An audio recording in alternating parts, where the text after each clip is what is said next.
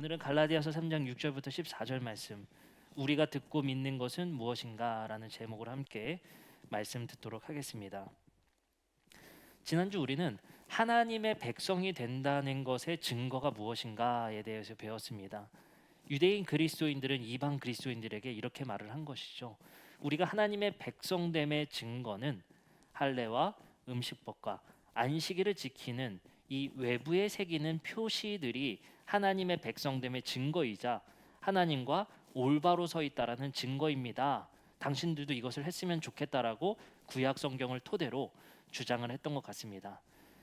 근데 이방인들은 이것이 참 곤란했죠. 음식을 가려 먹은 적도 없고 할례를 해본 적도 없고 안식일이라는 규범을 지켜본 적도 없었습니다.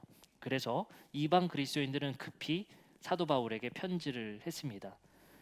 그것에 대한 답장으로 바울은 사람이 의롭게 되는 것, 다시 말해 하나님의 백성이 되는 것은 유대 그리스도인들이 주장하는 할례나 음식법과 안식일법에 있는 것이 아니라 오직 하나님의 은혜로 말미암아 우리가 의롭게 되었다라는 사실을 이야기합니다. 거기에 보태서 유대인들은 이렇게 반론을 합니다. 그러면 당신들이 하나님의 백성됨의 증거는 무엇이냐라고 얘기를 하는 거죠. 그때 바울이 얘기한 것이 저번 주의 말씀과 같이 성령을 보증받았다. 그러니까 성령 받은 것이 증거다라고 얘기하는 거예요. 저번 주 핵심 말씀이 무엇이었습니까? 그렇다면 성령 받은 증거는 우리가 어떻게 표지로서 이야기할 수 있을 것인가 해요. 누군가는 방언이라 말할 수 있고 예언의 은사라 말할 수 있고 여러 가지 은사들을 통해서 외부적으로 표출되는 것, 드러나는 증거에 의해서 성령 받았다라고 말할 수도 있겠지만 성경에서는 꽤 다양하게 나온다는 거예요. 그러니까 성령 받은 증거는 그렇게 외적인 표지로서 확실하게 방언이나 은사들로 나타나는 경우들도 있지만 다 그런 건 아니라고 말씀드렸습니다. 그러면 성령 받았다라는 핵심 증거는 무엇이냐라고 우리가 함께 들었을 때 갈라디아서 5장 25절부터 26절 말씀을 함께 보도록 하겠습니다. 갈라디아서 5장 25절부터 26절입니다. 같이 읽겠습니다. 시작. 우리가 성령으로 삶을 얻었으니 우리는 성령이 인도해 주심을 따라 살아갑시다. 우리는 잘난 체하거나 서로 노엽게 하거나 질투하거나 하지 않도록 합시다. 네, 코로나 검사했습니다. 네, 간이 검사를 하고 온 거니까요. 너무 걱정 안 하셔도 됩니다. 성령의 인도해 주심을 따라 사는 삶이다라고 이야기합니다. 에베소서 4장 1절부터 3절은 뭐라고 말할까요? 그러므로 주 안에서 갇힌 내가 너희를 권하노니 너희가 부르심을 받은 일에 합당하게 행하여 모든 겸손과 온유로 하고 오래 참음과 사랑 가운데 서로 용납하고 평안에 매는 줄로 성령이 하나 되게 하신 것을 힘써 지키라. 이처럼 우리가 성령을 받았다라는 표지는 질투하지 않고 노엽게 하지 않고 잘난 체하지 않고 하나 되기 위해서 애쓰는 삶이 보편적인 성령 받음의 증거가 되는 거예요. 그렇기 때문에 특수하게 성령 받은 증거가 나타나지는 사람도 있지만 그렇지 않은 모두는 어떤 성령의 증거가 있어야 돼요? 하나 되기 위한 사랑의 증거가 있어야 한다. 왜냐하면 성령님의 방향성이 그러하기 때문에 우리가 그 방향성의 파도에 타 있느냐가 중요하다라고 말씀을 하십니다. 그렇다면 우리는 성령을 어떻게 받았죠? 갈라디아서 3장 5절에 성령 받은 것은 이렇게 받았다라고 말을 합니다. 너희에게 성령을 주시고 너희 가운데서 능력을 행하시는 이의 일이 율법의 행위에서냐 혹은 듣고 믿음에서냐. 어떻게 받았대요? 듣고 믿어서 받게 되었다라고 말을 하는 거예요. 그럼 우리는 성령 받으려면요 듣고 믿어야 돼요. 듣고 믿어야 된다. 그럼 여기서 우리는 한 가지 생각해 볼 점이 있습니다. 우리가 성령 받기 위해서 무엇을 듣고 무엇을 믿는가? 그렇죠? 선제되는 건 뭐예요? 들어야 돼요. 뭘 들어야 될까요? 이건 이미 갈라디아서 1장 4절에서 어떤 메시지를 들어야 되는지를 말하고 있습니다. 1장 4절입니다. 그리스도께서 하나님 곧 우리 아버지의 뜻을 따라 이 악한 세대에서 우리를 건지시려고 우리 죄를 대속하기 위하여 자기 몸을 주신 이 사건을 믿으라는 거예요. 다시 한번, 그리스도께서 하나님 우리 아버지의 뜻을 따라 우리를 건지시려고 우리 죄를 대속하기 위해서 자기 몸을 주신 사건을 믿으라는 거예요. 자, 그러면 이게 도대체 무엇을 믿으라고 하는 걸까요? 직접적으로 말하면 여기서 중요한 건 포인트는 뭐냐면요, 아버지의 뜻을 따라 된 일이라는 거야. 그러니까 예수 그리스도께서 죽으시고 부활하심으로 우리를 새로운 하나님 백성으로 삼으셨던 그 하나님의 모든 계획을 신뢰하라는 겁니다.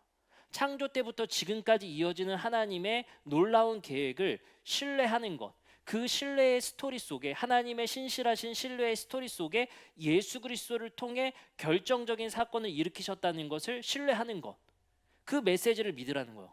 그럼 여기서 중요한 건 뭡니까? 예수 그리스도를 통해 자기의 사랑을 확증하고 자신의 신실함을 온 세상, 온 인류에 나타나신 것을 신뢰하라. 그걸 듣고 믿어라 라고 얘기하는 거예요. 그리고 나서 이어집니다. 이제 오늘 본문 말씀입니다. 그렇게 말하더니, 듣고 믿음으로 성령 받았다고 얘기하더니 듣고 믿는 것이 무엇인지를 아브라함 이야기를 통해서 예시로 드는 게 오늘 본문 말씀입니다. 어떻게 얘기를 합니까? 갈라디아서 3장 6절부터 7절입니다. 아브라함이 하나님을 믿음에 그것을 그에게 의로 정하셨다 함과 같으니라. 그런즉 믿음으로 말미암는 자들은 곧 아브라함의 자손인 줄 알지어다. 여기서 아브라함은 어떻게 의롭다함을 받았다고 해서 하나님을 믿음에, 그럼 여기서도 우리가 파악해야 될 게 있어요. 듣고 믿음으로가 뭐라고 했어요? 하나님 아버지의 뜻을 따라 예수 그리스도를 통해 우리를 구원하신 하나님의 신실한 스토리를 신뢰하라. 그렇죠? 그거를 듣고 믿어라. 이제 아브라함을 통해 예시를 드는 거예요. 아브라함은 뭘 듣고 뭘 믿었을까요? 이걸 바울이 얘기하는 겁니다. 계속 보겠습니다. 그러면 갈라디아서 3장 6절 다시 한번 봅니다. 아브라함이 하나님을 믿음에, 여기서 아브라함은 뭘 믿었던 겁니까? 창세기 12장 1절부터 2절 말씀으로 가봐야 됩니다. 하나님께서 아브라함에게 이 약속을 하세요.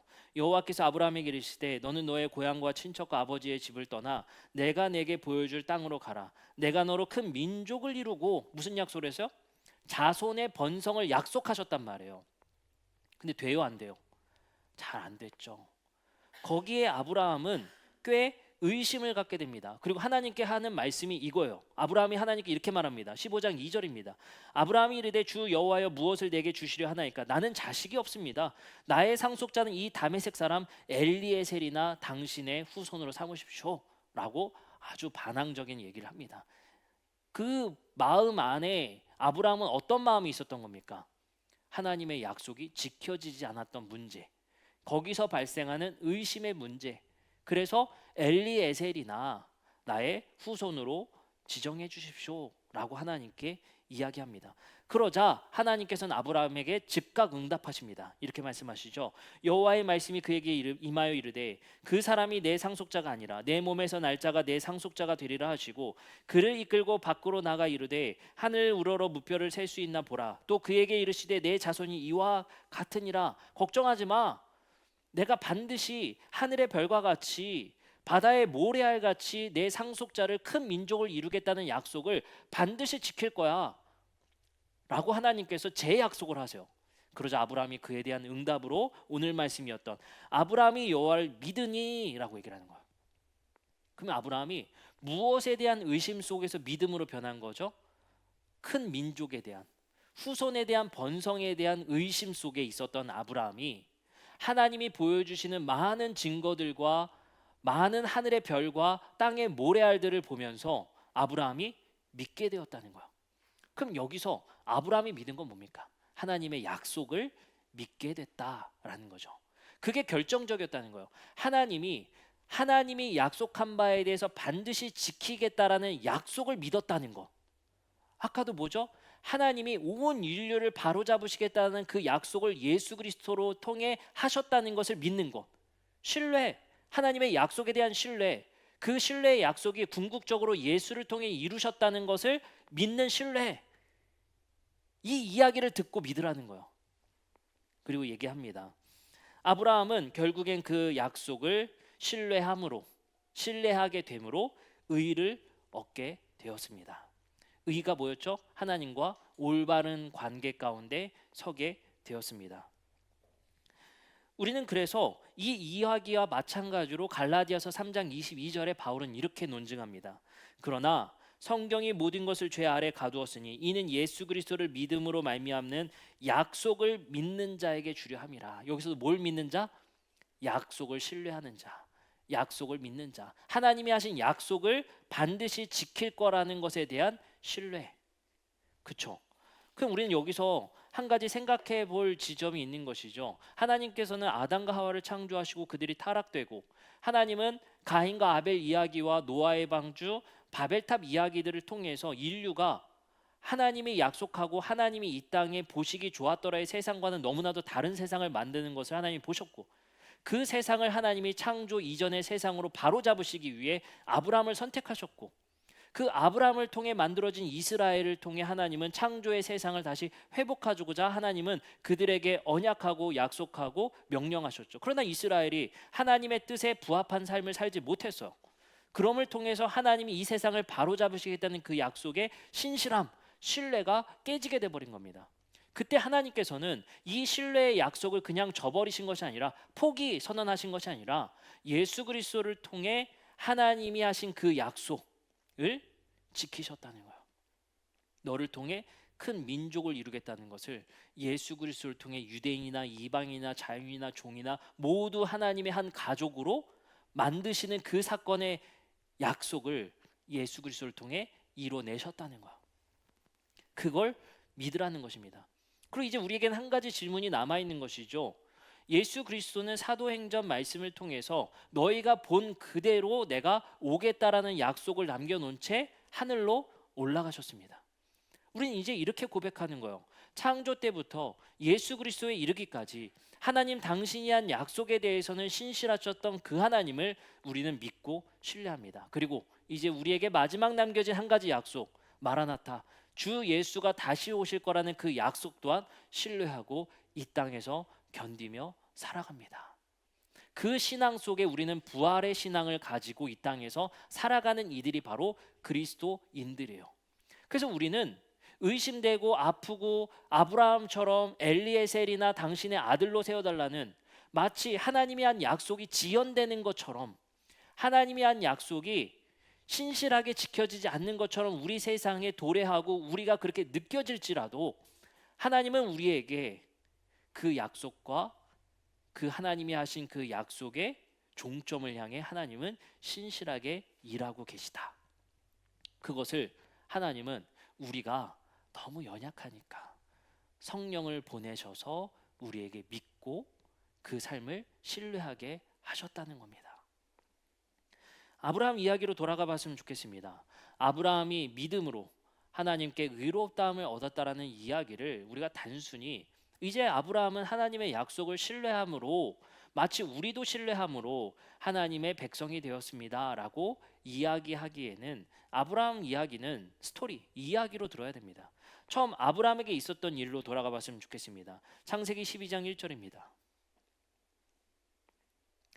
여호와께서 아브라함에게 이르시되 너는 너의 고향과 친척과 아버지의 집을 떠나 내가 내게 보여줄 땅으로 가라 라고 얘기해서, 우리 한번 상상해 봅시다. 아브라함은요, 갈대아 우르에서 우상을 만들던 집에 살았던 사람입니다.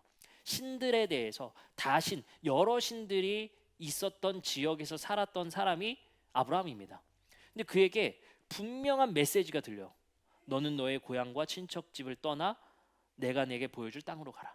그때 아마 아브라함은 신에 대해서 익숙했던 아브라함은 이렇게 느꼈을 거예요. 아, 어떤 지역신이 나를 불렀나 보다. 나에게 강렬한 이 메시지가 거짓이 아니라면 한번 따라가 보자 해서 창세기 12장 4절, 이에 아브라함이 여호와의 말씀을 따라갔고 롯도 그와 함께 갔으며 아브라함이 하란을 떠날 때 75세였더라. 그 말씀을 신뢰하고 따라갑니다. 그리고 12장 7절부터 8절에 드디어 아브라함이 그 말씀에 의지해서 따라갔던 장소는 가나안이었고 그곳에 정착합니다. 여호와께서 아브라함에게 나타나 이르시되 내가 이 땅을 내 자손에게 주리라 하신지라. 자기에게 나타나신 여호와께서 그가 그곳에 제단을 쌓고 거기서 베델 동쪽 산으로 옮겨 장막을 치니 서쪽은 베델이요 동쪽은 하이라. 그가 그곳에서 여호와께 제단을 쌓고 여호와의 이름을 부르더니, 여기서 제단을 쌓았던 건 무슨 의미냐면요, 아브라함이 가나안의 지역신이 날 불렀구나. 그래서 거기에 정착하기 위해서 제단을 쌓은 거예요. 근데 아브라함 가족에게 무슨 일이 일어나냐면요, 창세기 12장 10절입니다. 그 땅에 기근이 들었으므로 아브라함이 애굽에 거류하려고 그리로 내려갔으니, 이거를 단순하게 보면 안 돼요. 기근이 나서 애굽으로 갔대요. 왜 그랬을까요? 애굽은 풍요의 신인 나일강의 신이 지배하던 나라예요. 아브라함의 신과는 정확했던 거예요. 가나안의 신을 나를 불러서 가나안에 정착하게 되었지만 지금 기근이 닥쳤으니 풍요의 신을 따라 우리는 애굽으로 내려가자 해서 자식들을 데리고 가족들을 데리고 애굽으로 가게 되는 거예요. 거기서 무슨 사건이 일어나죠? 자기 아내를 누이라 속이는 사건이 나타나요. 그때 하나님께서 이렇게 하시죠. 12장 17절입니다. 여호와께서 아브라함의 아내 사레의 일로 바로와 그 집에 큰 재앙을 내리신지라. 그래서 많은 재물을 이끌고 다시 가나안 땅으로 돌아오는 스토리가 바로 12장 13장 얘기예요. 그럼 이 이야기를 통해서 뭘 얘기하고자 하는 걸까요? 아브라함이 하나님을 알아가고 있는 거예요. 가나안의 지역신인 줄만 알아서 거기에 정착하려고 단을 쌓았는데 금방 의심해서 풍요의 신을 쫓아 애굽에 갔어요. 근데 애굽에 갔다 곤란함이 생기죠. 자기 아내를 누이라 속이게 생겼어요. 그 위기 속에서 하나님이 가나안에만 계실 줄 알았는데 애굽에서도 애굽의 신을 재앙을 내리고 그곳을 지배하시는 하나님이더라는 거예요. 그때 아브라함은 자신이 가지고 있던 신에 대한 신념과 관념이 어떻게 돼요? 허물어지게 되는 거예요. 나를 불렀던 하나님은 애굽에도 계신 하나님, 나를 불렀던 하나님은 가나안에서도 부르신 하나님. 그래서 아브라함은 다시 가나안으로 가게 됩니다. 이번에는 자기 조카 롯을 구하는 장면입니다. 창세기 15장 1절입니다. 롯을 구하고 나서 하나님은 아브라함에게 이렇게 말씀하시죠. 이후에 여호와의 말씀이 환상 중에 아브라함에게 임하여 이르시되 아브라함아 두려워 말라. 나는 내 방패여 너는 지극히 큰 상급이라. 하나님은요, 가나안의 지역신이자 농사의 신 정도로만 알았는데 어때요? 전쟁의 신이기도 하는 거예요. 하나님은 애굽에만 계시는 것이 아니라 우리를 지키시고 보호하는 신이기도 하네. 근데 당시의 고대인들은 어떻게 생각했냐면요, 풍요의 신 따로, 전쟁의 신 따로, 지역 신 따로, 다산의 신 따로였단 말이에요. 근데 아브라함을 불렀던 그 신은 애굽에도 계시고 풍요도 주시고 방패가 되기도 하시고 우리를 구해주기도 하시네. 이 책의 장르가 뭡니까? 하나님을 알려주는 책이에요. 아브라함이란 한 사람을 통해서, 그의 스토리를 통해서 하나님이 어떤 분인가를 우리에게 알려주고 계시잖아요. 그럼 우리는 아브라함 이야기를 통해서 하나님이 어떤 분인지를 알아가게 됩니다. 17장 7절부터 8절은 이렇게 말씀하세요. 내가 내 언약을 나와 너 및 내 대대 후손 사이에 세워 영원한 언약을 삼고 너와 내 후손의 하나님이 되리라. 내가 너와 내 후손에게 내가 거류하는 이 땅 곧 가나안 온 땅을 주어 영원한 기업이 되게 하고 나는 그들의 하나님이 되리라 하고 그들에게, 아브라함에게 약속하신단 말이죠. 이제 아브라함은 나를 불렀던 하나님이 어렴풋하지만 알게 됐어요. 그 하나님은 애굽에나 어디에나 계신 분, 우리를 지키고 보호하시는 분, 그리고 롯을 소돔과 고모라 땅으로 보낼 때 좌우 옆을 보고 그가 가장 좋은 애굽 같았던 땅을 골라서 갔었던 롯과 다르게 아브라함은 어떤 믿음으로 갔습니까? 하나님이 그의 눈을 들어 모든 것을 보라라고 말씀하시고 갔었던 아브라함. 그가 가는 곳마다 풍요를 일으키는 하나님. 그 하나님에 대해서 이제 아브라함은 지식이 쌓이기 시작했단 말입니다. 그리고 오늘 말씀이었던 엘리에셀이나 당신의 후손으로 삼으십시오. 당신은 이랬다 저랬다 하는 하나님인 것 같습니다. 그것만큼은 못 믿었다는 거예요. 그때 근데 하나님께서 별과 모래알을 봐라. 내가 반드시 이루겠다라고 하자 아브라함이 드디어 그것까지 신뢰하게 된 거예요. 일어나지 않은 사건까지 신뢰하게 된 겁니다. 그리고 나서 가장 중요한 시험에 처하게 되죠. 바로 독자 이삭을 바치라는 명령입니다. 그것이 최종 시험이었어요. 이제 아브라함은 이삭을 바침을 통해서 하나님이 너를 위해 에베네셀 준비했다라고 말씀하심으로 아브라함이 하나님에 대해 알아가는 그 배움이 끝이 나게 됩니다. 그럼 여기서 우리는 생각해 봅시다. 하나님을 그저 지역신 정도로만 알았던 아브라함에게 이런 사건 저런 사건이 일어나므로 하나님은 애굽에도 계시고 자기를 지키고 보호하시고 우리에게 풍요도 주시고, 근데 그 하나님이 아쉬운 게 하나 있었으니 내 후손을 번성하게 하랬던 그 약속은 지키시지 않네. 그러나 하나님께서는 그것을 재보증하심으로 아브라함은 그것을 신뢰하게 되었습니다. 그리고 이제 신뢰 이후에 마지막 종점으로 가는 것은 독자 이삭을 바치라는 겁니다. 거기에 아브라함은 일어나자마자 이삭을 바치러 순종하러 간 이야기로 아브라함 이야기가 끝맺음져진다는 거예요. 그럼 여기서 우리가 알아야 될 아브라함의 스토리는 뭡니까? 신뢰에서 행동으로 가기까지, 신뢰에서 순종으로 가기까지가 하나님에 대해서 배우는 완전한 믿음이에요. 하나님을 신뢰만 하면 됩니까? 그렇지 않아요. 아브라함이 이삭을 바치기까지 가는 것, 그래야 그 종점으로 간다는 사실을 아브라함 이야기를 통해 우리에게 말씀하고 계세요.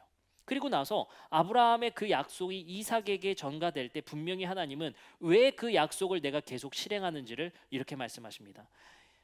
창세기 26장 3절부터 5절입니다. 이 땅에 거류하면 내가 너와 함께 있어 내게 복을 주고 내가 이 모든 땅을 너와 내 자손에게 주리라. 내가 내 아버지 아브라함에게 맹세한 것을 이루겠다. 내 자손의 하늘의 별과 같이 번성하게 하며 이 모든 땅을 내 자손에게 주리니 내 자손으로 말미암아 천하 만민이 복을 받으리라. 이거 중요합니다. 이는 아브라함이 내 말을 믿고예요, 순종하고요? 순종하고. 아브라함 이야기는 분명해요. 하나님이 일어나지 않은 일에 대해서 신뢰하길 바라셨고 그 신뢰의 삶 속에서 뭐 하기까지? 순종하기까지를 바라신 거예요. 그럼 우리는 어떻습니까? 우리 신앙인들의 삶은 무엇이에요? 하나님을 신뢰한다라는 듣고 믿는, 하나님의 신뢰의 스토리를 듣고 믿는 삶이 무엇입니까? 일어나지 않는 일을 신뢰하고 하나님의 신실하심, 하나님이 계획하심을 믿고 순종하며 사는 삶입니다. 그때 우리에게 많은 우겨쌈이 일어나는 거죠. 야, 그렇게 열심히 신앙생활 하더니 너한테 주어진 게 뭐야? 야, 너가 그렇게 열심히 하더니 너한테 받는 게 무엇인데? 많은 청년들과 젊은이들이 그런 얘기들을 많이 하는 것 같아요. 그렇게 열심히 봉사했었는데 점점점, 그렇게 열심히 교회 생활했었는데 점점점, 나에게 남은 것이 무엇인가? 젊은 사람들의 가치의 세계관에 중요한 것은 의미예요. 이게 과연 무슨 의미가 있는가? 이것이 나의 삶에 무슨 의미가 있는가?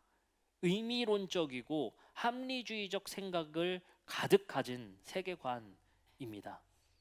우리 기성세대는 좀 그렇죠. 조금 합리적이지 않아도 신앙으로 믿고 따라 사는 삶.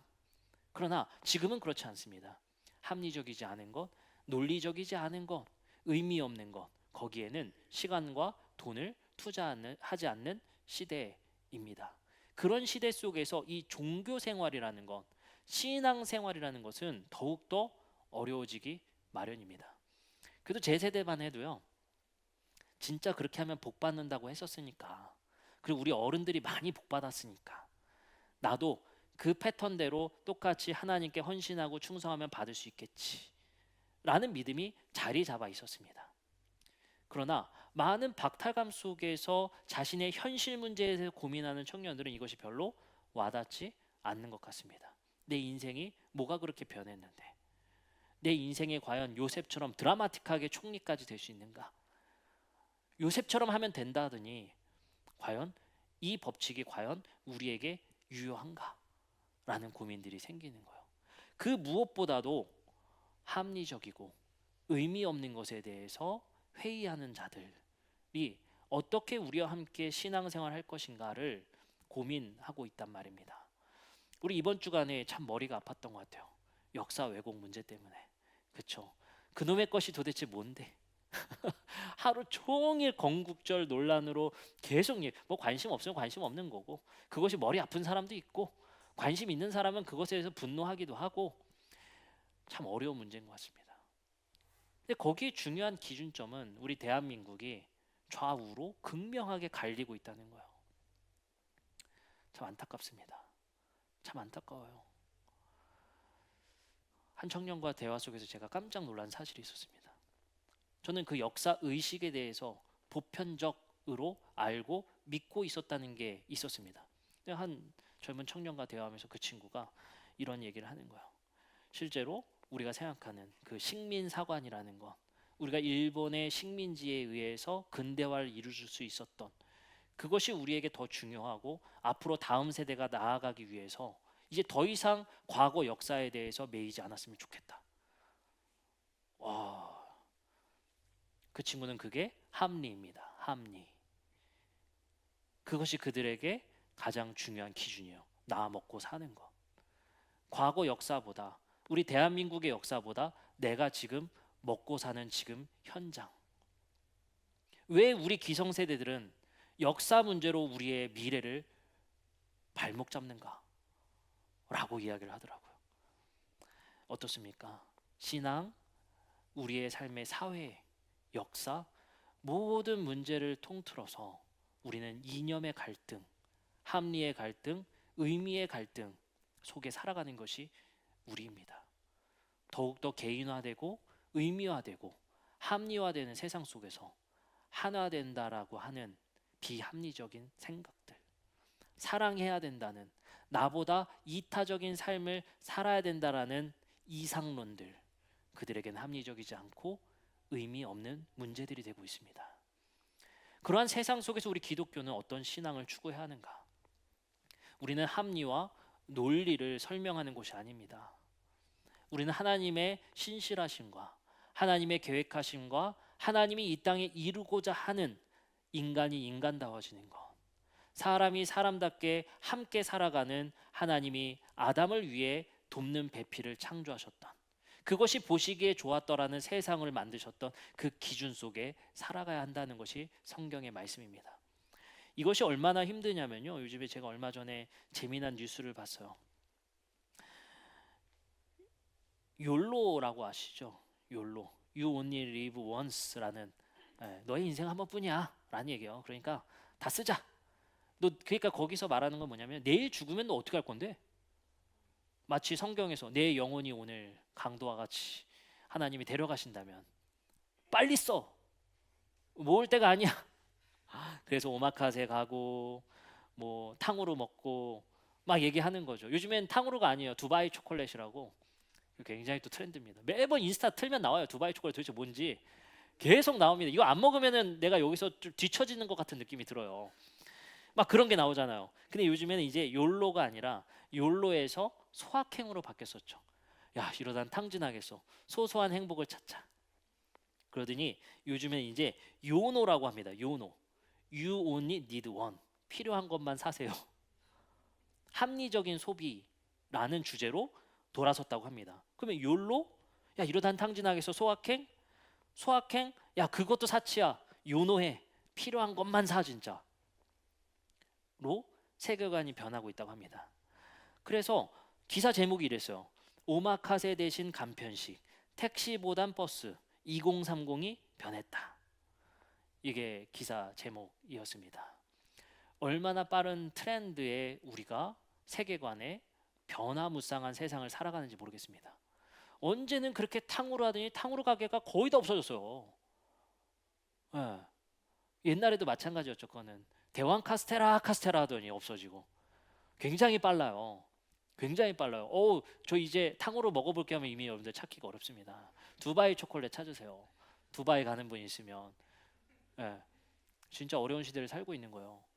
근데 그런 변화무쌍한 세상 속에, 이런 가치관과 생각과 이념들이 변하는 세상 속에 자꾸만 사람들은 이기적이어지고 가족 중심, 나 중심만 생각하는 세상 속에 우리가 살아가고 있습니다. 그러니 아파트 커뮤니티만 한번 봐보세요.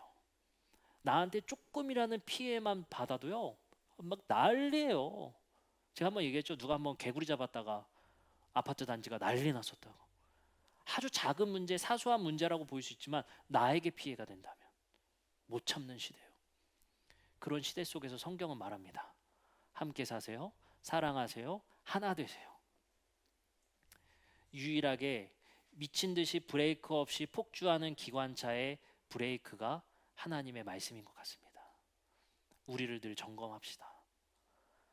그래서 여러분들 대단한 신앙생활 못 하더라도요, 주일날 정신 차려야지 만 해도 성공입니다.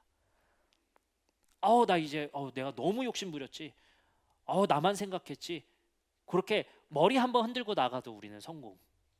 왜요? 그것조차 생각할 수 있는 여유와 틈도 없는 시대를 살아가고 있으니 우리가 주일에 교회 와서 하나님이 이 땅을 창조하시고 인간사에 세상에 어떤 것을 말씀하시고 무엇이 우리의 삶의 지표인지를 다시 한번 점검하는 시간, 그리고 아브라함과 같이 하나님을 신뢰하면서 순종에 이르기까지 우리에게 불합리한 조건, 비합리적이고 논리적이 하는 조건 속에서도 우리가 순종해 볼 수 있는 용기, 사랑해 볼 수 있는 용기, 하나 되고자 내 것을 나눌 수 있는 용기, 그것이 우리에게 필요한 것 같습니다. 기도하시겠습니다.